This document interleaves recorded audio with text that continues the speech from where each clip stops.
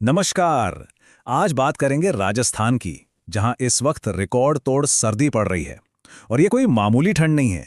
चलिए देखते हैं कि हालात कितने गंभीर हो चुके हैं। सबसे पहले तो जरा इस नंबर को देखिए, -3.4 डिग्री सेल्सियस। जी हाँ, फतेहपुर में पारा इतना नीचे चला गया है, इस सीजन का सबसे कम।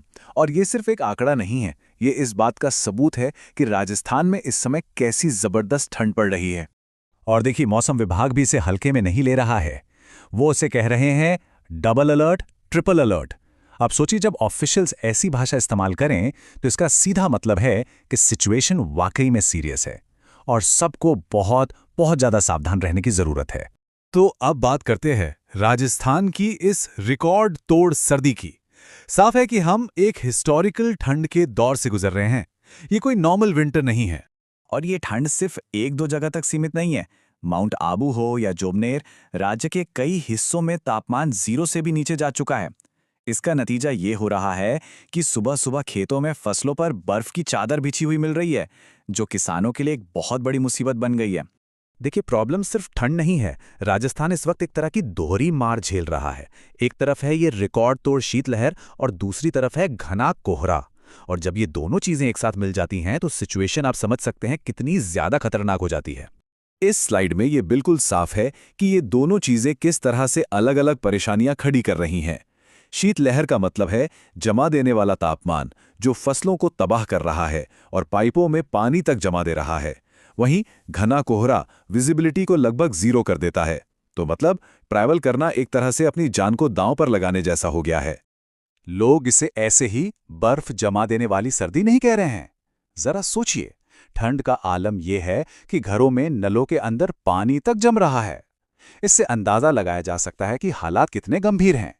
अच्छा, इस मौसम की इस दोहरी मार का सीधा असर पड़ा है आम जीवन पर, जो कई जगहों पर तो समझिए लगभग थम सा गया है।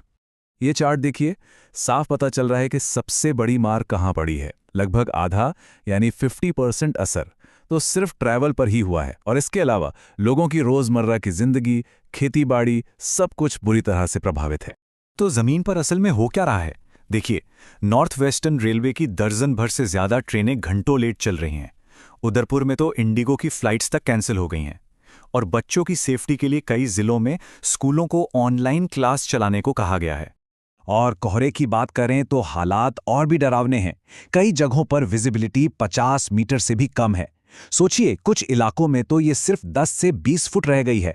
मतलब सड़क पर गाड़ी चलाना कितना ज्यादा खतरनाक हो गया है। अच्छा, तो अब ये देखते हैं कि अथॉरिटीज का इस पर क्या कहना है। देखिए, मौसम विभाग ने पूरे राज्य के लिए एक सीरियस वार्निंग जारी की है। और अगर अभी लग रहा है कि हालात बहुत खराब हैं, तो रुकिए। मौसम विभाग का कहना है कि आने वाले 3 दिन और भी ज्यादा मुश्किल भरे हो सकते हैं। खासकर दूसरा दिन, जब ठंड और कोहरा अपने पीक पर होगा। तो आने वाले कुछ दिनों के लिए तैयारी करना बहुत जरूरी है। इस टेबल में आप देख सकते हैं कि मौसम विभाग ने अलग अलग तरह के अलर्ट्स जारी किए हैं। जैसे सीकर, चूरू और झुंझुनू, इन इलाकों में है रेड अलर्ट, मतलब यहां खतरा सबसे ज्यादा है।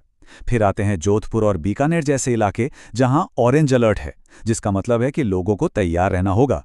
और फिर जयपुर जैसे इलाकों में है येलो अलर्ट, यानी यहां भी सावधान रहने की जरूरत है। तो अब आते हैं सबसे जरूरी सवाल पे, ऐसी सिचुएशन में खुद को और अपनों को सुरक्षित कैसे रखें।